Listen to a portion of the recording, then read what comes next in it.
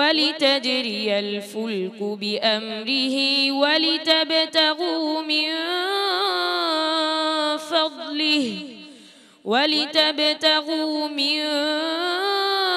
فضله ولعلكم تشكرون মাশাআল্লাহ চমৎকার চমৎকার তোমার যে মাকামে তেলাওয়াত করেছো যে সুরে আরবি সুর আউযু বিল্লাহি মিনাশ শাইতানির রাজীম বিসমিল্লাহির রহমানির রহিম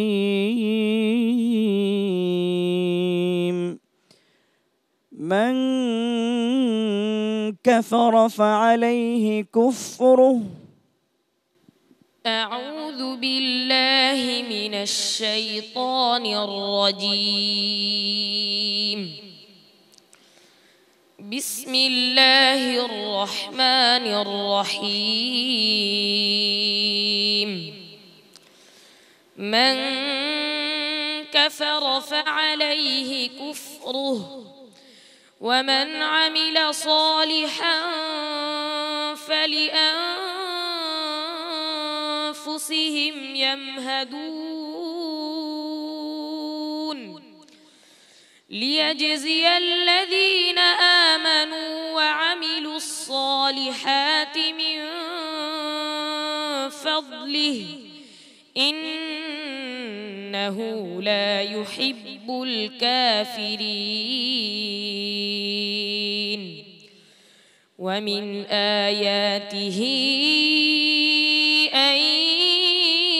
يرسل الرياح مبشرات وليذيقكم من رحمته ولتجري الفلك بأمره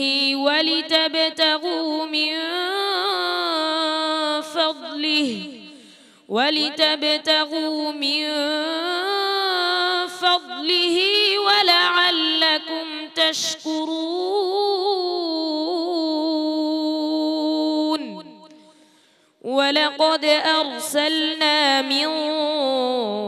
قبلك رسلا إلى قومهم